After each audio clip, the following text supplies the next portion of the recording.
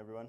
I'm going to be talking about this software package called Metsim that is basically a Python library and package for doing meteorological data simulation.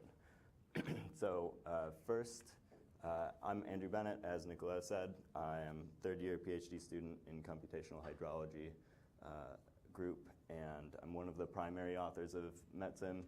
There have been a couple other people who have worked on it, and if any of you are interested in adding some of your own things to it after this tutorial, we definitely welcome collaboration. So if you're interested in that, definitely talk to us, fork the GitHub repo, etc. You can also contact me on either GitHub or my email's down there. Let me know if you want to discuss any of this. And so part of why we developed Metsim was sort of to bring in modern sort of data science workflows into some of this hydrology modeling chain. And then just on the side, some of my other research deals with interpreting behavior of hydrologic systems. Metsim means meteorology simulator, but really there's two parts to it. There's the simulator part, and then there's a forcing disaggregator, which is essentially taking daily variables and then putting it on a finer temporal scale. So the meteorology simulator is pretty simple. We maybe have daily minimum, maximum temperature, precipitation, maybe wind speed, and then we want to estimate some other variables, the various components of radiation, humidity, vapor pressure, etc. And then once we have those at a daily time scale, we might want them at, say, hourly or 3-hourly. And so to do that, we have to have some heuristics, find out when the min and max temperature occurs so that we can do some sort of an interpolation. How do you divide precipitation throughout the day? And how do you partition radiation throughout the day? So these are sort of some of the challenges that Metsim is capable of handling. And just right off the bat, you can get Metsim. The code is all open, it's on GitHub, or you can just install it like a lot of other Python packages. You can use pip if you use that, or you can use Conda. We're up on Conda Forge. So it's pretty simple to get up and running with. And you can also clone the repo if you want to go further in depth. So I see a couple more people who have come in. Just gonna go out of this for a second. For anyone who has just come in, I have posted 2 links in the general Slack channel. If you all want to click on the second one to kind of get the interactive part of the tutorial starting, it should be ready by the time that I'm through these slides. Okay.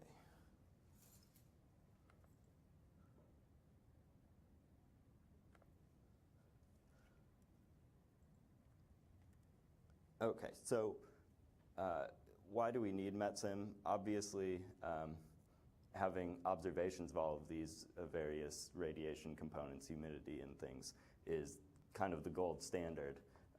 But this map shows just FluxNet towers, and there are other measurement stations, of course, but you can see that this is pretty sparse, especially in sort of mountainous regions that are hard to get to, sparsely populated. So Metsim kind of is a way to give some information and make minimal data useful for maybe modeling purposes. So this is really what we have in mind with Metsim, is being able to expand what we can actually model. So I just want to run through a couple things that I think you should all get out of this tutorial, and also if anyone has things that they would like to get out of this tutorial, if you just want to shout out. But so just some basic familiarity with Metsim so that you can take that away and maybe a year down the line be like, oh, I need that thing that I saw last year. Then these skills to actually use it in 2 ways: command line usage, or scripting usage, like in a Jupyter notebook. And then finally, some tools to create your own data sets, because it's always great when you run through a tutorial and you're like, that's a cool thing, but I don't know how to use it for myself. So I want to run through how you would make your own data sets work with Metsim. And then for people who maybe aren't going to necessarily use Metsim, maybe I'll show some cool little code things. I have some interactive visualization that maybe will be fun. So let's talk about what Metsim actually does and kind of how it works, how it's organized, and what you need to run it. So Metsim follows a pretty basic sort of simulation modeling structure. On the left hand of the diagram, we have all of the inputs. There's some configuration and then some data sets that are used to run the model. Then there's sort of a main model driver, which does all of the management of sort of the jobs and et cetera. And then finally, that chunk in the upper right is really where all of the meat of Metsim is. And there's three parts to it. There's solar geometry, a component called mountain climb, which I'll talk about in the coming slides. And then finally, that forcing disaggregation to go from daily to sub-daily. And then all of that is written to a single output. And you can see there's like a kind of a stack effect on that upper right portion. And that's kind of signifying that we have implemented this in a way that's parallel. So it scales pretty well to your laptop, maybe a beefier machine that you have in your labs, or even an HPC machine if you want to run on like multiple nodes and have a really huge domain. So it's pretty flexible in that respect. I'm not going to be showing any of that today, just out of time and computing constraints, but if anyone has that sort of workflow in mind, come talk to me or talk to us on GitHub, and we can walk through some of that. So I'd like to go through each of these solar geom, mountain climb, and disaggregate parts in a little bit more detail. Not too much, but just to get a handle on what this actually does. So the solar geometry component will estimate top of atmosphere shortwave radiation, the length of the day, and transmittance. And it does this in a very simple fashion. It's right now we just have sort of flat surface, so just like this diagram, the sun goes overhead. There's no slope or aspect considerations taken into this. So this is something that could definitely be built onto. Then all of those pieces are fed into the meteorology simulation, which we built off of a previous package called Mountain Climb. It was originally developed back in 1989 and was run for daily time steps. And really the idea behind Mountain Climb was if you had observations at like a base station and you wanted to say, look up a mountain and say, what is the radiation, solar radiation up there? So it sort of had this base station and remote station component that we actually decided that we could use that in a different way. And then it computes the shortwave radiation, the daylight, average temperatures, humidities, and cloud fraction. And then all of this is taken and put into the temporal disaggregation, which this is kind of a rundown of how we do these various components. So the temperature is just a interpolation. We set min and max temperatures to occur in relation to that top of atmosphere radiation signal. So like it's coldest after we see no shortwave radiation incoming for a certain amount of time and things like that. The shortwave is just computed kind of as a chunked sum up over each of those parts calculated by the solar geometry. Vapor pressure is just a linear interpolation at various points from the time when maximum daily temperature occurs. And then long wave, we have a bunch of different parameterizations that we can pick and choose between. So I'll show that in the third part of this tutorial, and we can kind of explore what those look like. And then precipitation, we also have two methods. You can just have a constant divide the precipitation evenly throughout the day, or there's a method that was implemented as an extension to Metsim called the Petrie method, which essentially takes some climatology of your site and then says it usually rains, say, at night. So we're going to partition most of the precipitation at night, and then it does that using sort of a triangular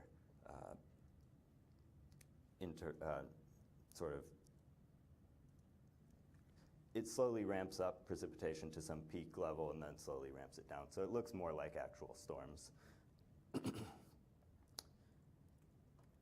So let's go and actually get our hands on Metsim and start using this binder setup. So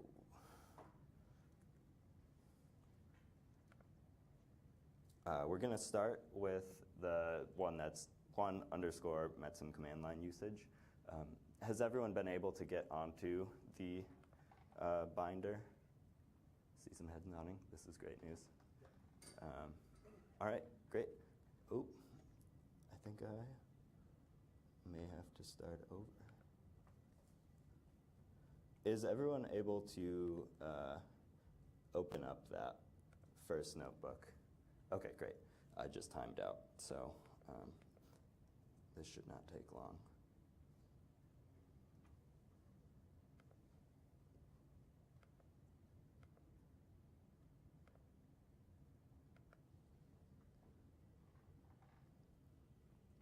Okay.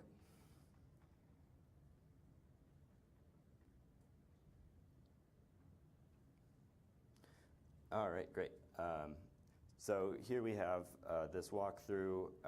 This will all be available after Waterhackweek, so you can come back to it at any point, launch this binder. I tried to provide sort of an intuitive walkthrough with all of this text, so I hope that if anyone wants to use this at a later date, this is still useful.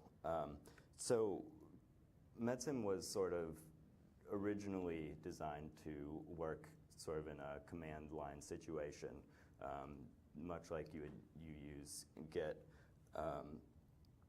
which I'm not going to walk through sort of in a terminal how we would do that, because that kind of loses some of this documentation and the niceness of the Jupyter notebooks. So instead, I'm going to walk through that here, which requires a little bit of background. So Jupyter can run multiple kernels for different languages.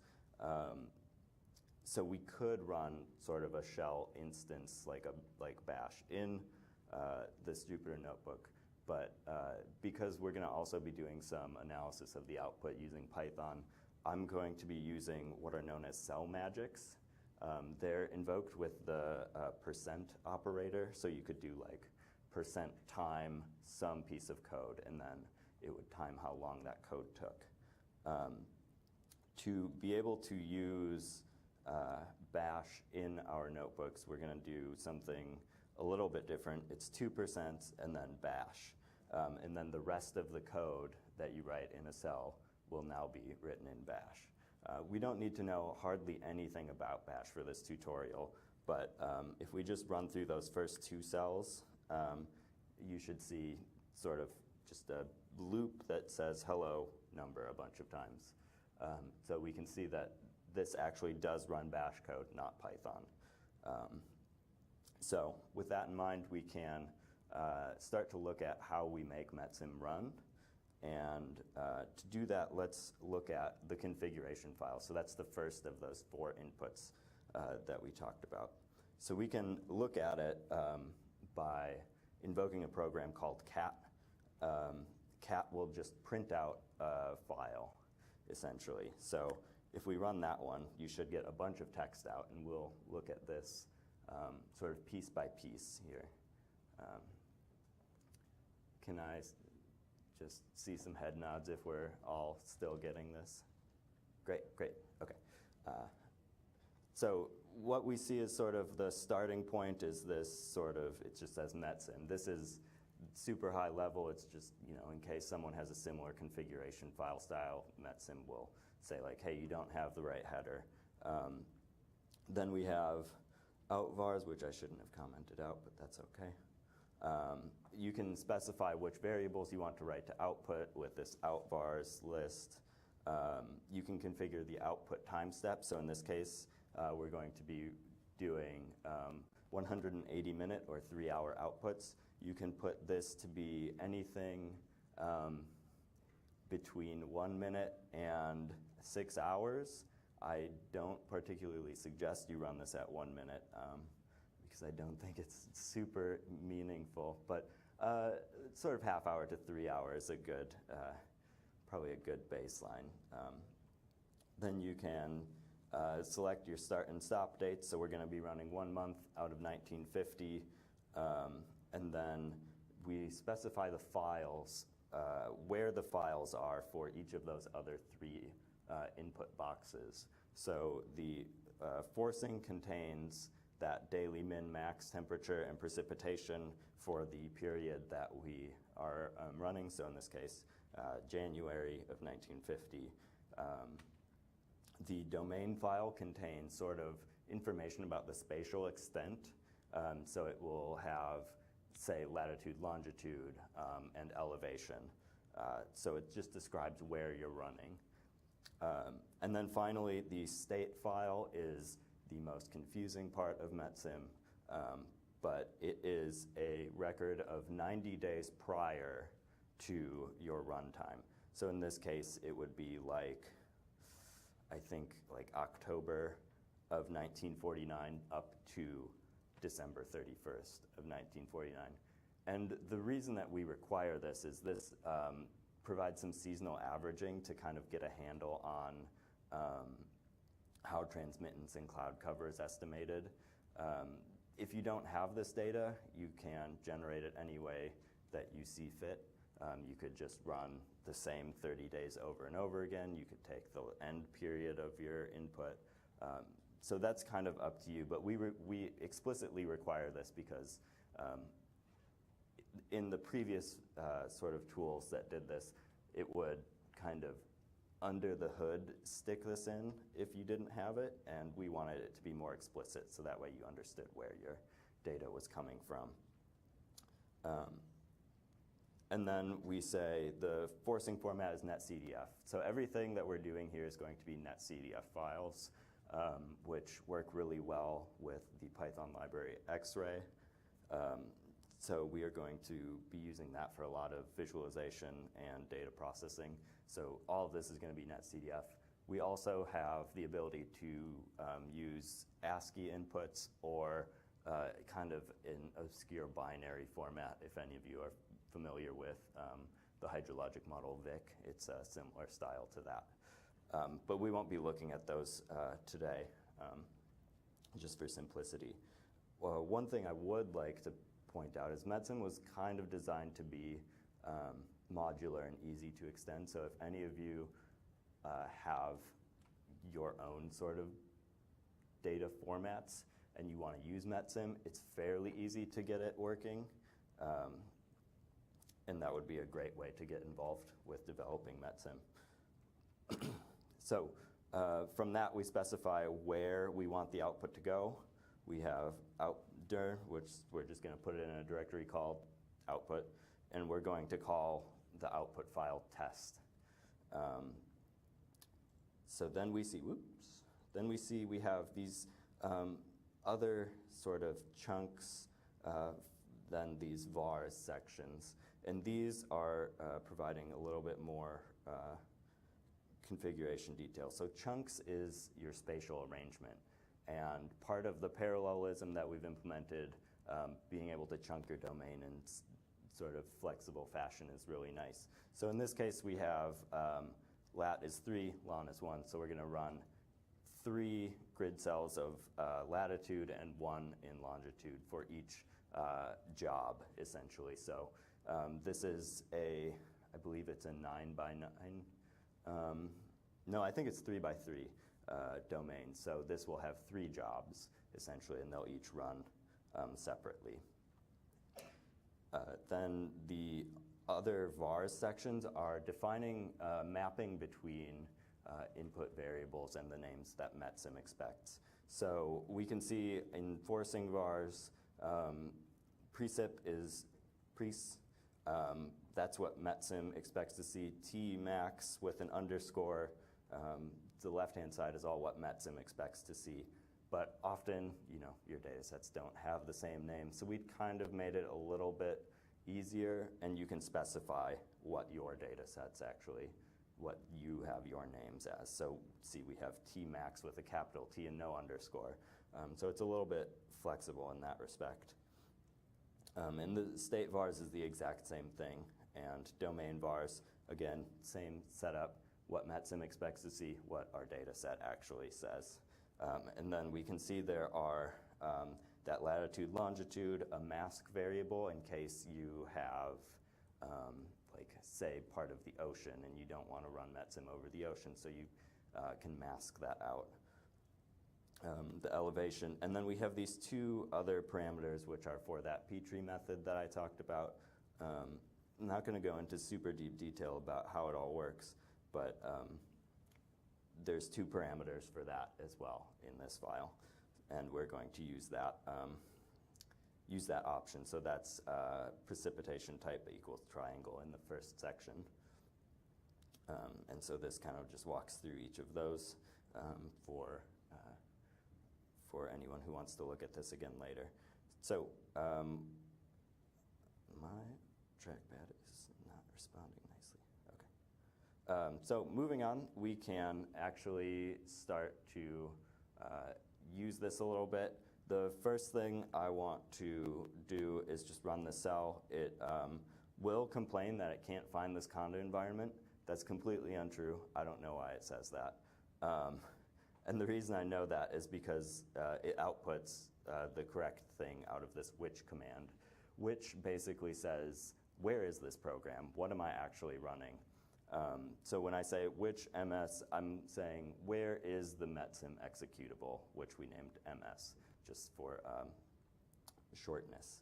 So we can see it exists. It's in some obscure directory, but it will work.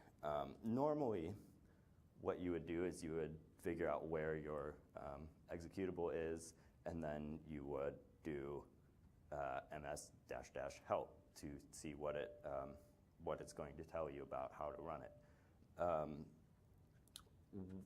In this cell magic environment, for some reason that doesn't work.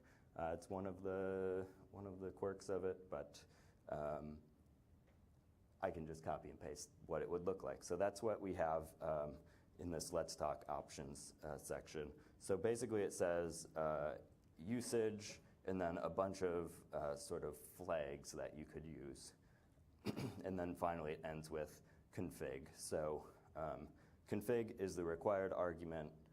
You have to give it a configuration file, otherwise it doesn't know what to do. Then the other options that you can do, you can run help that would print this message. You can do -n or num workers, which will basically activate the parallelism mode. You just specify how many parallel workers you want.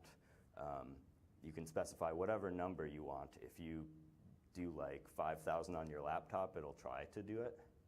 It won't do anything with most of them though. So in that respect, you have to, provide sensible inputs.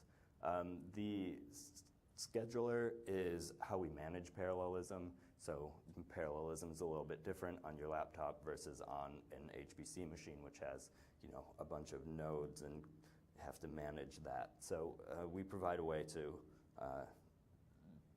actually do each of those things separately. And then verbose mode will just print some output. It'll print a little progress bar to the screen.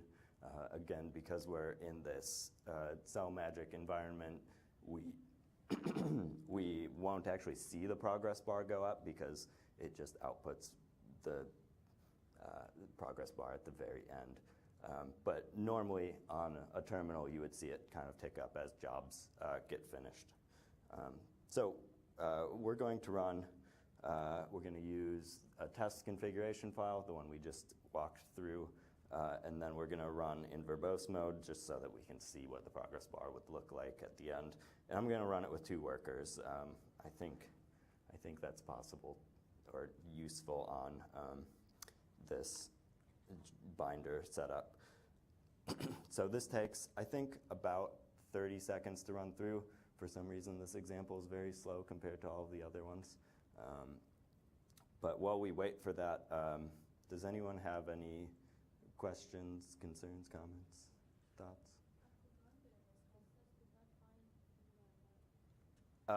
Are you saying this one right up here?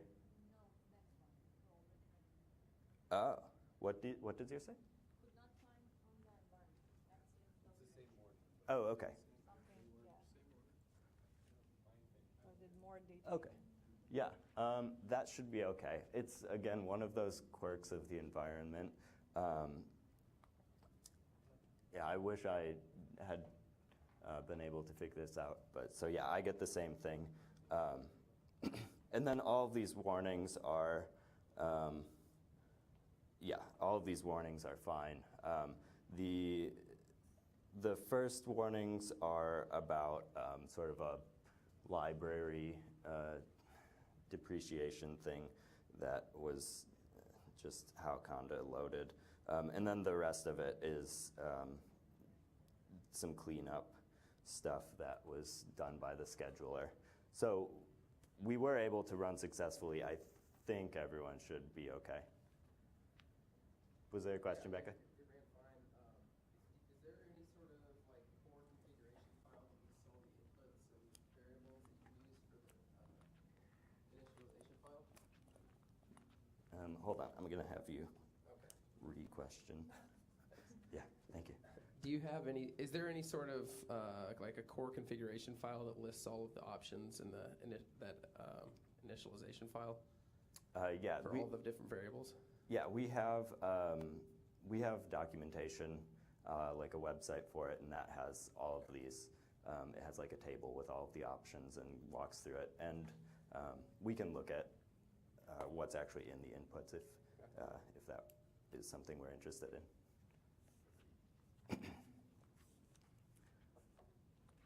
Okay, so if we could try to run some of these next cells, we're going to switch to Python now to look at this output. So we're just going to use Xarray to open the data set up and then kind of print out what's in it. So what everyone should see is something saying it's a 3x3 file with 248 time steps. And then we have all of the output variables. We have temperature, the precipitation, shortwave, et cetera, at each of these times and locations, and then a whole bunch of metadata associated.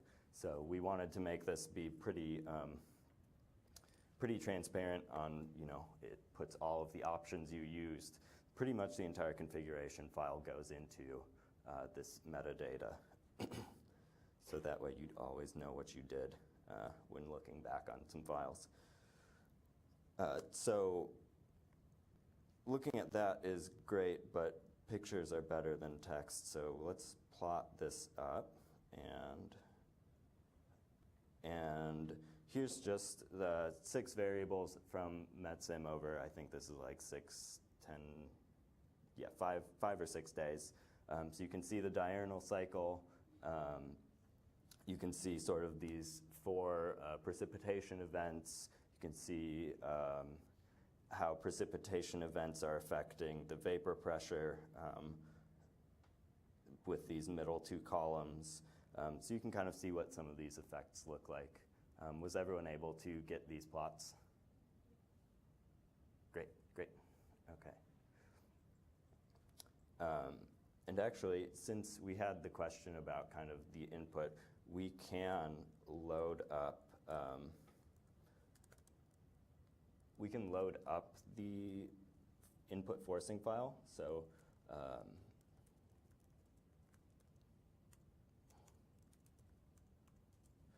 and I have to scroll up and see what this was.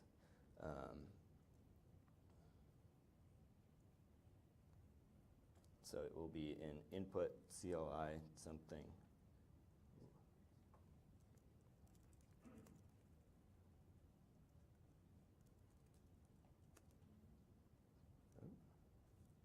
CLI underscore test. And so that just has those 4 variables at, in this case, 31 time steps. So what that, let's kind of plot that up here.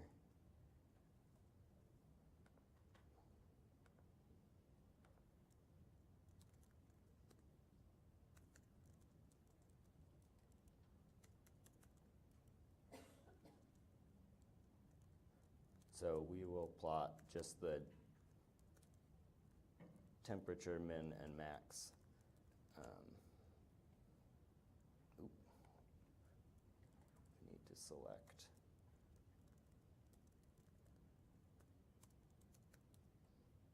So we'll just choose some random grid cell at the first latitude, longitude.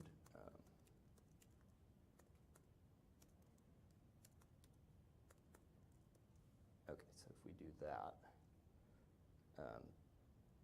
so this is just those daily values, that min and max over the time period.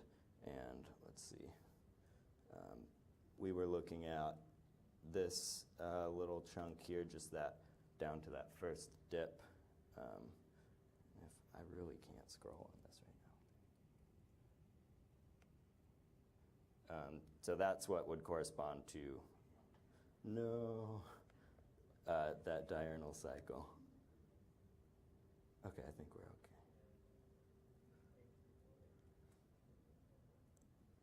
So yeah, that's just very basic how you would use Metsim from the command line. I'd like to go a little bit more in depth with it on the second part. So in the second notebook, scripting with Metsim, let's see. Can we update the Jupyter notebook with that input? Yeah, I will. You just put in, because it's useful to see what we put in. Yeah, I will update this afterwards. Yeah, great call. This is not good. Has anyone been able to get on scripting with Metsim? We've got one good. Okay. Yeah, that's fine. It's not true. If you run, yeah. Yeah, so again, that first notebook will complain that it can't find the Conda environment. It's totally untrue. It finds it. It still just complains. I have no idea why it does that. But yeah, if you just keep running through, it will actually give you the output. I think because I lost that connection, I'm going to have to start over. What's that? And it worked? Okay, I got it. Okay, let's see. If not, I can run this on a different machine, but this looks good. Okay, great. So now I think this is going to be a little bit more in line with what's going on at Waterhackweek. So this is going to be, we're going to do a little bit more in-depth stuff here. Basically what I mean when I say scripting with Metsim, I mean using it as a Python library. So you'll import it, you'll interact with it all from Python rather than switching from a command line to Python for the simulation versus looking at the output. And to do that, just going to go through sort of all of these libraries we're going to use. So obviously Xarray is going to be used as we just did in the last example. Pandas we use for some date manipulation. And then we're going to use 2 packages, HoloViews and GeoViews, to do some really cool interactive plotting. And then sort of to build on that plotting capability, we're going to use GeoPandas and CartoPy as well. And this provides a way that we can look at this spatial data in the context of the environment we're actually working in, instead of just like some blocks on a white background. And then finally, of course, we're going to use Metsim for our data processing. So let's import all of this and then start up the HoloViews notebook extension, which will give us this interactive environment, which will be really nice. So what you should see out of that is just two little emblems. One is HoloViews, the other is Bokeh, which is a plotting library that HoloViews uses sort of in the background. If anyone's doing interactive visualization stuff, Bokeh is great. So for this case, we're going to be looking at the Green River Basin. It is, well, we can actually draw the map up here. It is southeast of Seattle. It flows down the west side of the Cascades, eventually ends up in the Duwamish River, which also runs into Puget Sound through Seattle. So here we see our domain sort of highlighted in white in relation to where we are now. And you can see that this is not a grid cell arrangement. So this is one of the nice things about Metsim is we also don't have any constraints on spatial arrangements. So we're going to be running on these watersheds themselves. We treat them just as individual response units, and then we can put them onto the shape file at the end. So everyone's got the map going on? Cool, cool. So as before, we have to set up some configuration, and without a file-based system, we're going to use Python dictionaries to provide the configuration. And it's a little bit different than the configuration file, but pretty similar overall. So here we go. We have the time step again. We're going to run at hourly times. We're going to be running a full year in 1971. And so we put those dates as our start and stop dates. Then we say these are input files. Again, we have sort of same setup, 3 forcing, domain, state. Say the format, specify output. We are going to be setting a scheduler in this case to be threading. This is currently sort of the backend that Metsim uses for parallelism. Doesn't play nicely in Jupyter Notebooks unless you set threading, so this is sort of required at this point. In the future, that should go away and that it should work better. But then we're going to specify chunks. This time, instead of lat/lon, we're going to specify just HRU. That's what we named the spatial sort of extent, and we're going to run 3 of them at a time. We have 12 HRUs in total, so we're going to be running 4 chunks of 3 HRUs. And you can see now each of these sort of more in-depth sections to the configuration are actually sub-dictionaries, so we have nested dictionaries, just as a heads up there. So then we can specify those same forcing vars, state vars, and domain vars. This time, it's unfortunate the order is switched. So we say what I have in my data set is PRCP, but what Metsim expects to see is PREC. So we just, again, provide that mapping. It's just in the opposite order for an unfortunate confusion. But this is all in the documentation, which I will provide a link to as well. And then let's go ahead and start this up. So we have this, I actually don't think I ran that. We have this params dictionary. We're just going to feed it into this Metsim object, and now we have it created. It's just sitting there. It hasn't done anything yet. We have to actually tell it to run. And part of the reason that we have it set up this way is so that you can make changes or inspect the input and things like that. But if you run that, you should see it starting those 4 chunks of 3 HRU, and then it'll say it's cleaned up. So we should be good to go.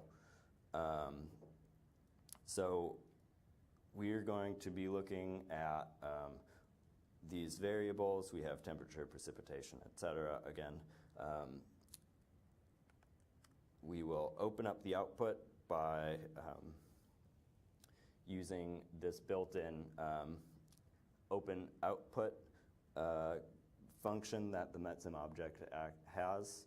That way you don't have to think about where that output was written to or anything like that. And then we can just look at what we've got again. Looks similar to before. We're also going to open up a shape file using GeoPandas, which we imported as GPD.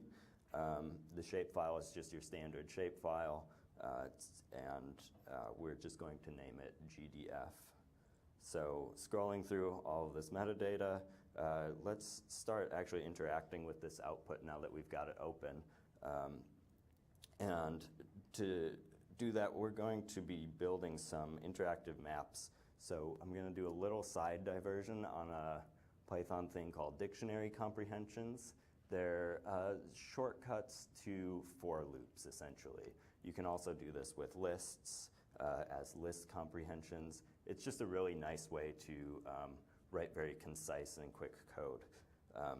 So my example here is I'm going to build up a dictionary of letters and the index of the alphabet that is. So it'll be A1, B2, actually I think it might end up being A0. But the way that you might do this intuitively would be start up, just write your for loop, start with an empty dictionary, go through, put each one in separately. The dictionary comprehension will shorten that up a little bit. And so you can see there's two parts. It's like a for loop inside your dictionary.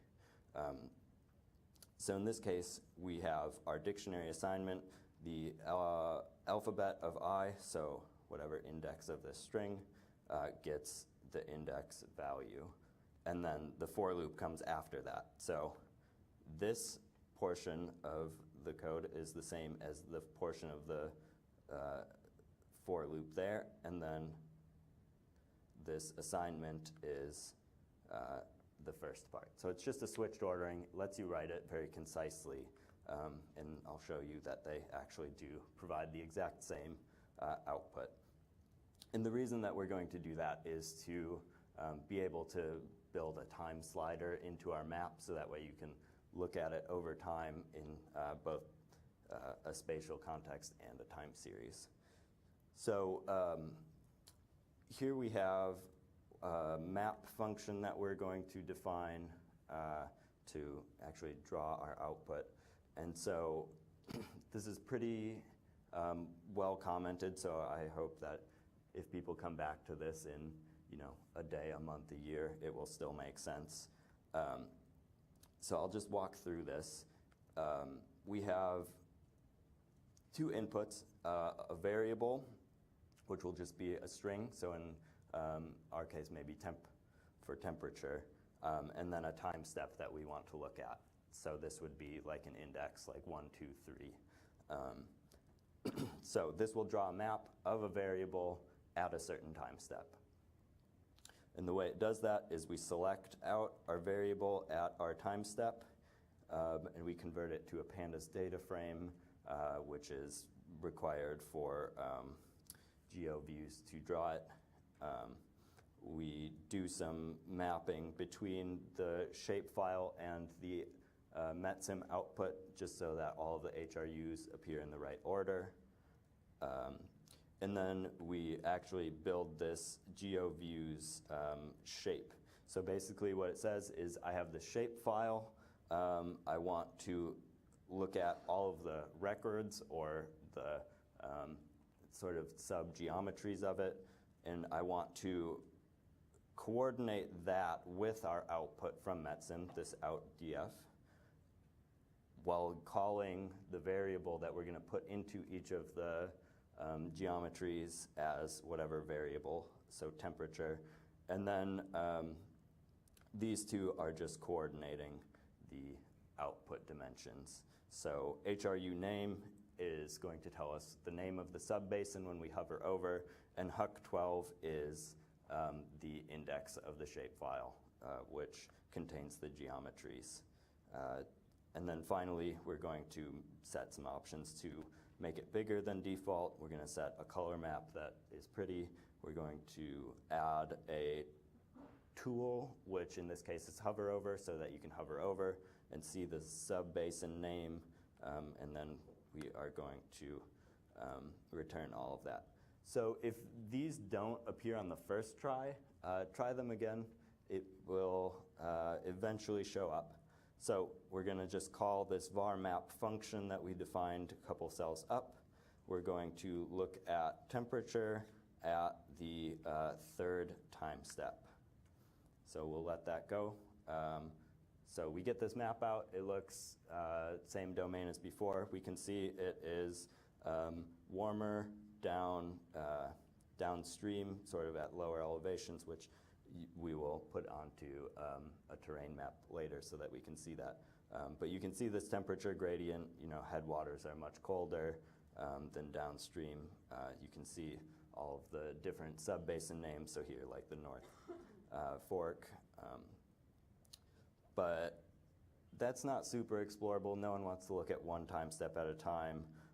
We can do a little bit better by using that dictionary comprehension. So we're going to run that var map function for a bunch of different time steps, and then use what is called a holo map from HoloViews to provide a mapping between time step and the plot. And it will provide us with a nice little time slider so that we can see we can see each time step interactively. So is everyone able to see these? Okay, I see some heads nodding. So now you get this time slider, and you can see as it goes through, it's the evening at the beginning, and then, well, really like middle of the night. You see it cool off until like very early morning, and then start to warm up, just as we would expect. But now you can sort of see that all together. So let's actually add one more layer. Knowing temporal things is great, so let's add a time series plot to this as well. So the way we're going to do that is we're going to define a new function. We called it intuitively interactive plot. It builds off of the previous functionality that we've done. So we're going to give it a variable. We're going to give it start and stop times. And then we're also going to provide it a data step. That way, if you want to look at like 6 years of data, you probably don't want to look at every day. You might want to look at every 6 days or something like that. So that's the pieces that we can give it to make this a little bit more user-defined. And we're going to go through the same holo map step that we did in the previous cell. We're going to add another holo map step, which is going to provide a vertical line over our time series so we know which time slice our map is displaying. We're going to set some upper and lower bounds just to be able to see the full range. And then at the end, we have a little bit of HoloViews specific syntax. So we have a tile source, which will be our background. So we're going to put it on an Esri terrain map. Multiplication in HoloViews and GeoViews means stack things on top of each other. So we're going to add on top of that the map that we saw from the previous cell. Plus in HoloViews and GeoViews means stick things together horizontally. So on the side, we are going to add a new thing, which will contain our vertical lines, telling us where in time we are, the actual time series, which is just a curve, and also an area showing the minimum and maximum. So we're going to have the full range of the domain and then an average line going through it. And so that returns all of this. So this will take a moment. but we're going to be looking at temperature for 120 time steps, sort of averaged over 6 time step or 6-hour intervals. And so you should have this little slider. You can play around and see if I can select it. I may not be able to. Oh, wow. Okay, this is interesting. I accidentally zoomed in here. There we go. So there we go. We can see now our full diurnal cycle. We can select times to see what's going on anywhere in between. Also, I guess considering I just accidentally zoomed way in, you can, these are completely interactive. You can zoom in, you can do all of this stuff if you need to. In this case, it's not particularly important, but because I accidentally did that, just show that you can. So this really lets you explore what comes out of Metsim. In case you want to go a little bit further, you can look at different variables if you want. But moving on, let's explore some of these options that Metsim can provide. So the first one is these long wave parameterizations. There are 6 of them in Metsim currently. They would be pretty simple to extend to other ones if you have a favorite. And so this really lets you pick long wave parameterization that works for sort of your domain. So we're going to run Metsim 6 times, and I'm just going to get it started so it can run while I talk. So I'm going to loop over each of these different names of the long wave parameterizations. Again, this is all specified in the documentation. I'm just going to loop through. We're going to set params of long wave type to the name that we're at. We're going to create a new Metsim object and run it, just as before. Then we're going to open the output and just pull out the long wave component. We're going to throw away everything else. And then we're going to close that data set and then move on to the next long wave parameterization. So we can see this running through, printing out that it's running each of these pieces. It gets a little bit out of order, but with the info prints, but that's okay. Then we can just do a quick for loop. We're going to look at, let's see, the second HRU for a couple days, and then we're going to give it a name which corresponds to which long wave parameterization we're using. And so let's plot that all up. Unfortunately, we get that warning again. And so here we can see the long wave parameterizations are fairly different between options. And then we also see these spikes, which might be concerning, but they're actually due to cloud cover estimation effects. So this portion that has this sort of spike is actually during a precipitation event, which affects the way that the long wave is calculated. So we might be interested in tweaking this. Maybe we don't want this jump to be so drastic. Maybe we want it to be more drastic. We can actually tweak this cloud cover sort of effect via two parameters in Metsim.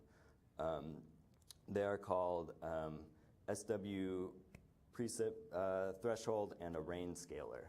And they work sort of conjoined. So we're going to try out 3 values of each. The shortwave precipitation threshold, the first one, is saying how much precipitation do we need to have coming down to consider it a storm. So maybe if you have a slow drizzle, you maybe don't want to have as drastic amount of estimated cloud cover. So this lets you control how that gets calculated. And then the rain scalar is the actual effect of cloud cover. So a rain scalar of 1 would say it doesn't matter how cloudy it is. It's always going to be full radiation. Like, clouds don't affect radiation. If you set it to 0, it would be like, if there's a storm, it's completely dark.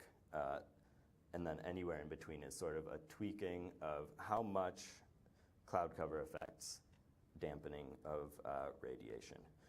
So we'll set our long wave just to Prada. That was the default.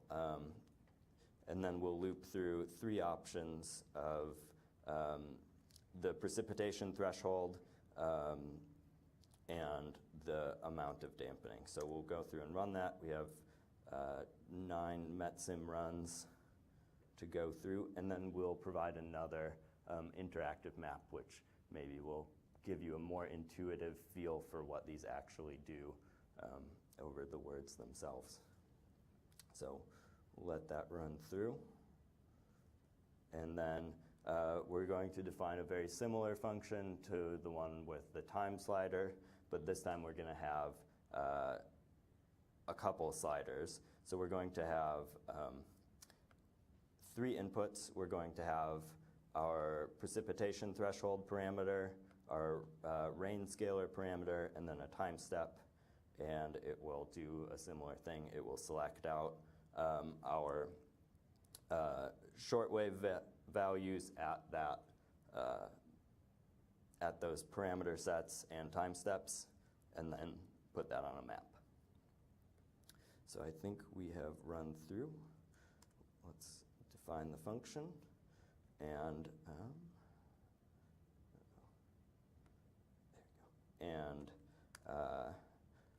just as a little helper, here is our precipitation for each of the 12 HRUs. Basically what you're seeing is some of them have very low precipitation, and a few of them have much higher precipitation over this time period. And that will be useful for us to be able to see when this sort of parameter set matters. So we're going to actually make the map. We're going to look at all of those runs we just did over this time period here. So essentially 2 days. And this one takes a little bit of time. Is everyone getting still success on the runs? Great, great. Okay. Hopefully this will only take a few more seconds.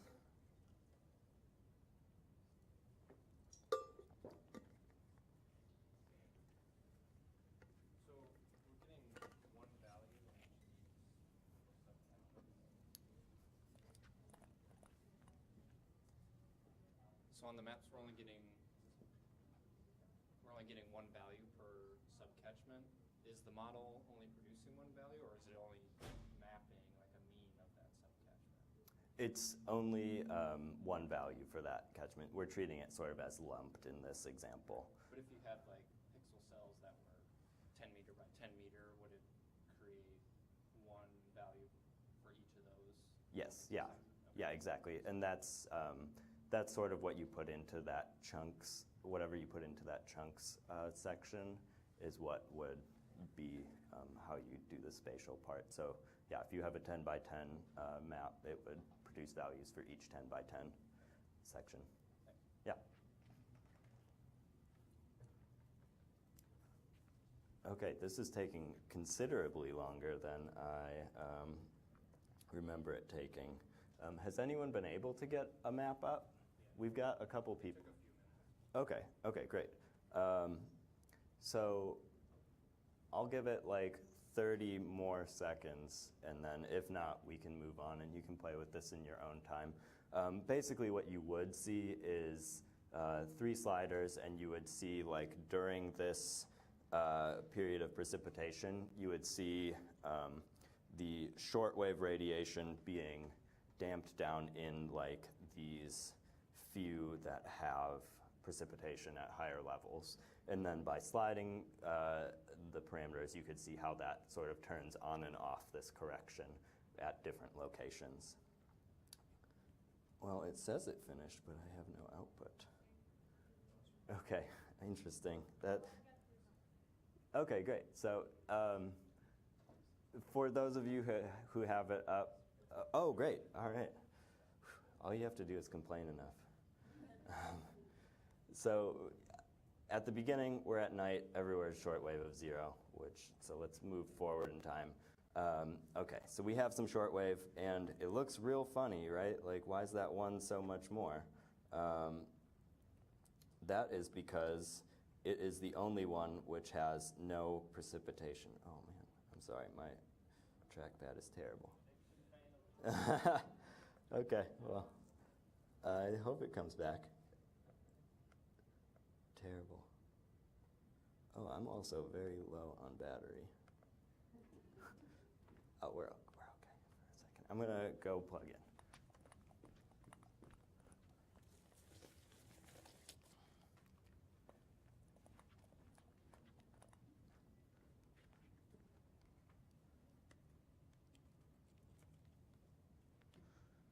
If I can find out where. Oh, can I get in there?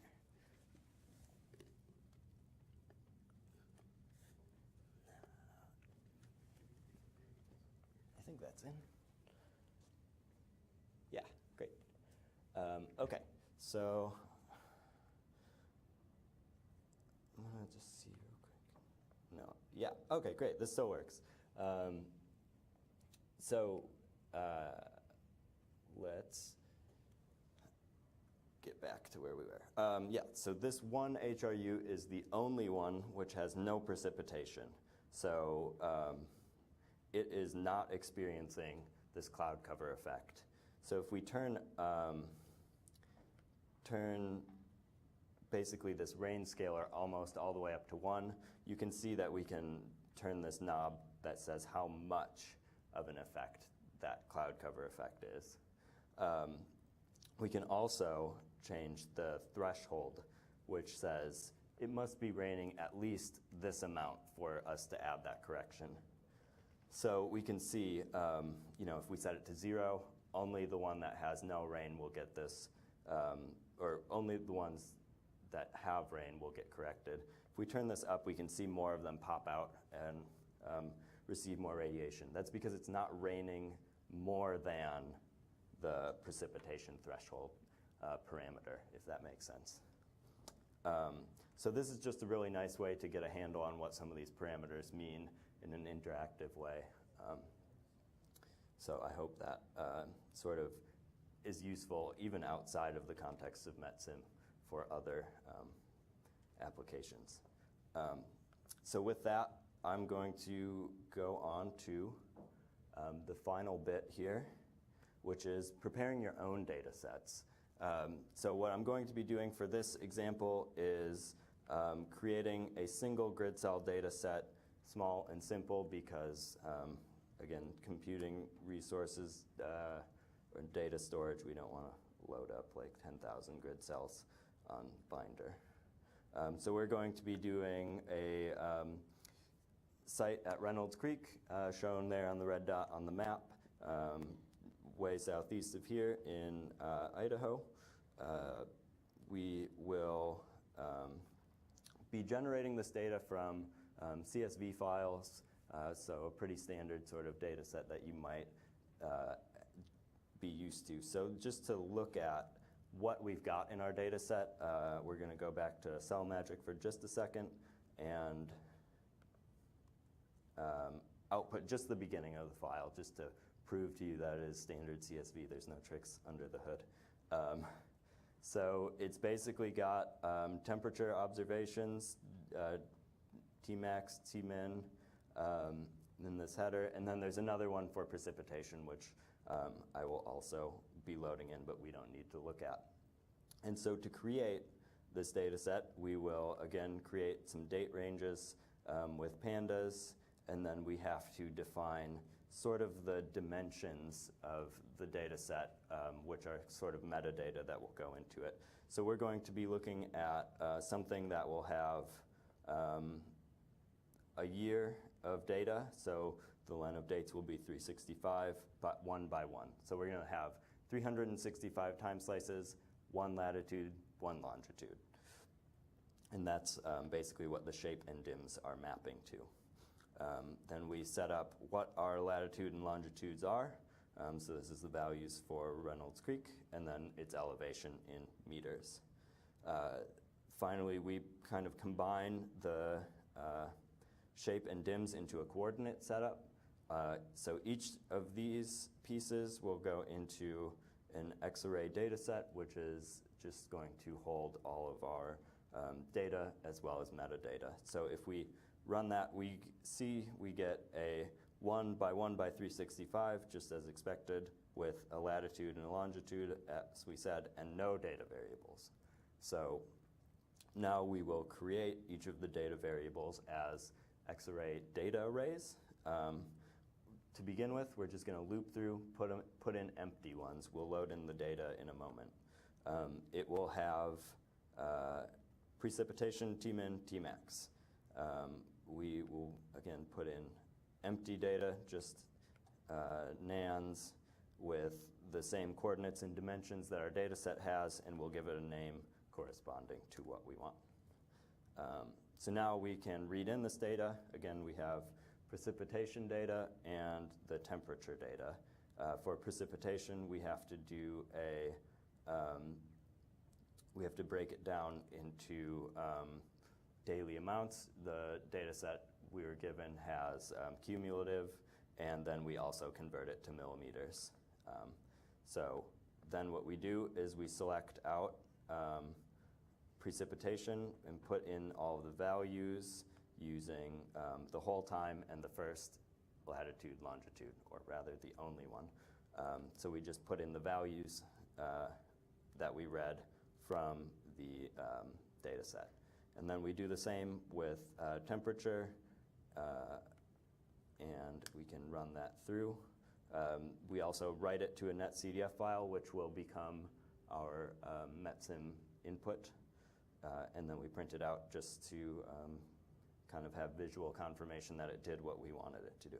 So we can see now in data variables we have precip, Tmin, Tmax, which are the 3 required pieces for Metsim.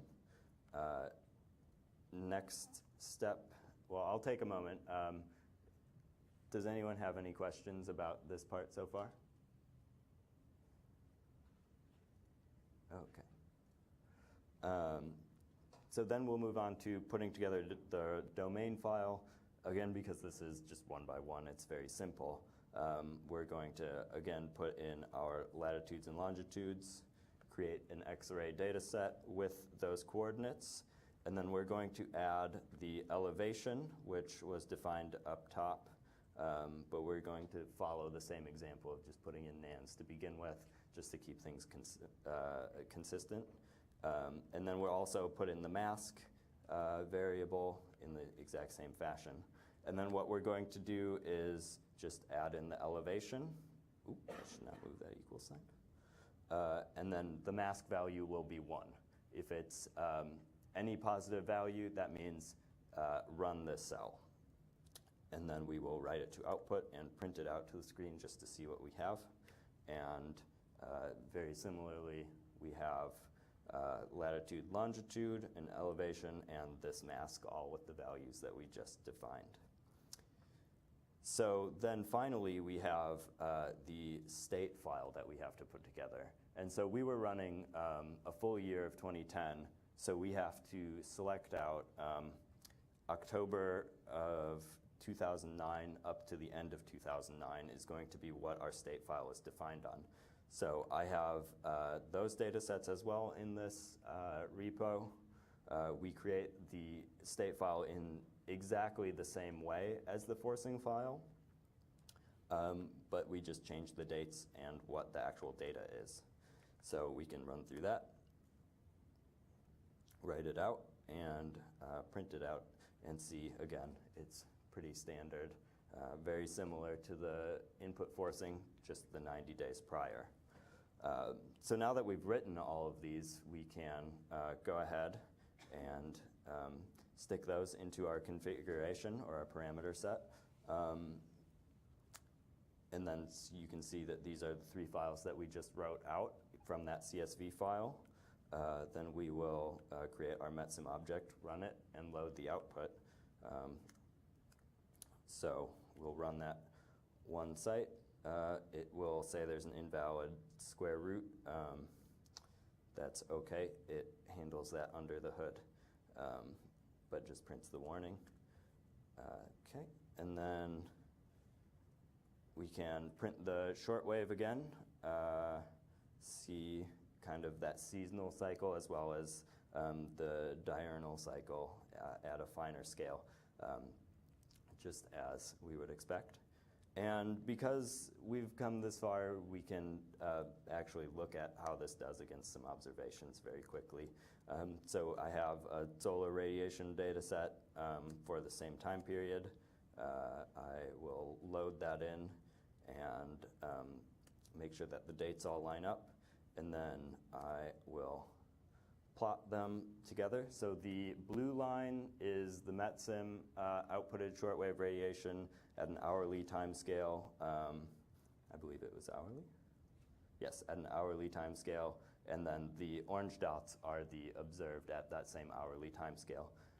You can see a couple missing periods where you see these like big jumps across. But generally, we capture this diurnal cycle pretty well, maybe not magnitude all the time, which could possibly be optimized a little bit with some of the parameters that we looked at in the last piece. And then just a plot with a one-to-one line. We can see that we generally have correlation and over and underestimation sort of evenly divided.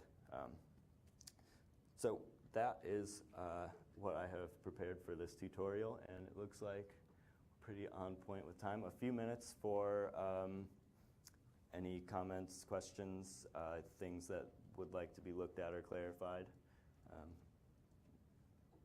Yes, Nicoletta. I think I have a few questions.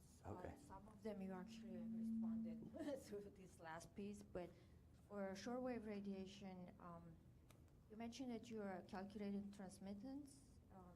What's the method? It's Bristol-Campbell? Ooh, I would have to re-look at that.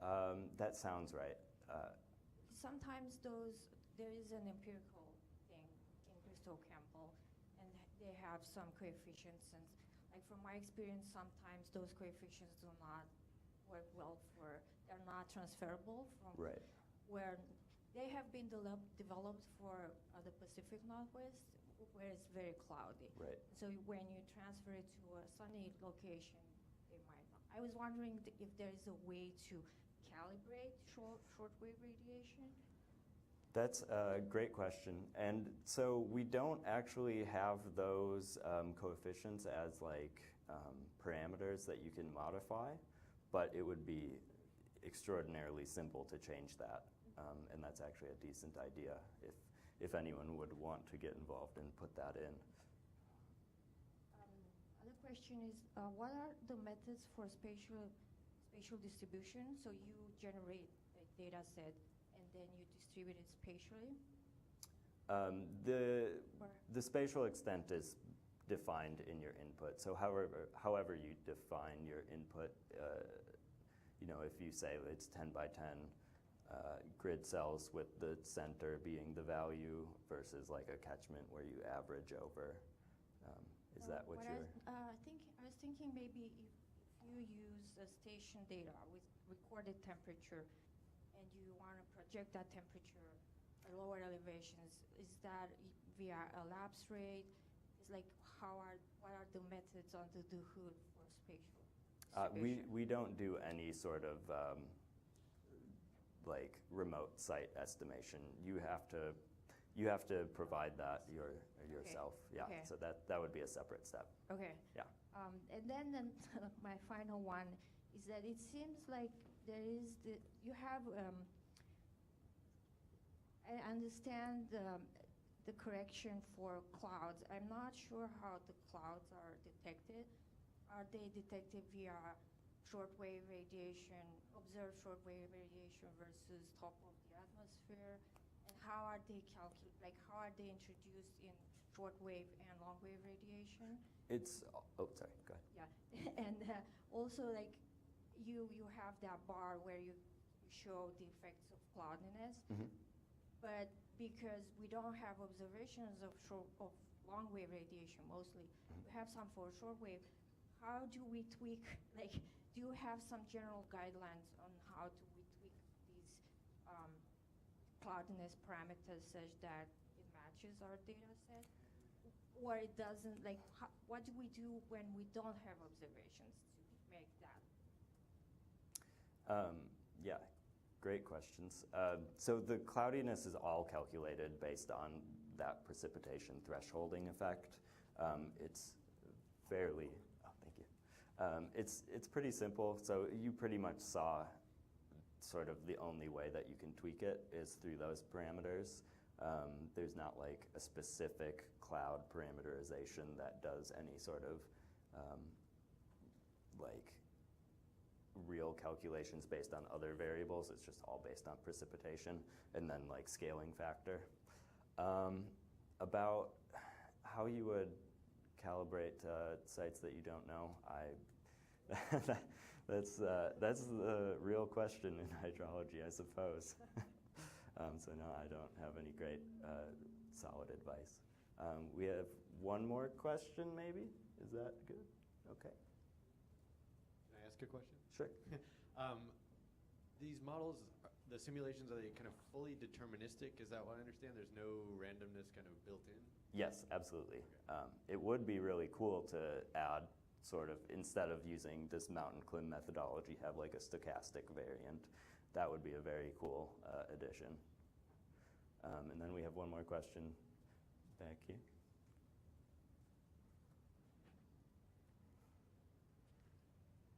Bart, did you have a question? No, I just had a comment. Oh, great. Actually, so the radiation is actually not so much a function of precipitation, but of the daily temperature range. Yes, and vapor pressure, which is affected. You said it was mainly a function of precipitation. Oh, sorry. The cloud cover is precipitation-based, which affects the humidity and vapor pressure downstream. Right, but the radiation estimates are basically based on daily temperature. Yes. So, I mean, that's part of the mountain climb stuff, and there's some papers that have estimated how well this does over many different sites across the world, actually. It does reasonably well. It tends to overestimate cloudiness at coastal sites because you have a smaller temperature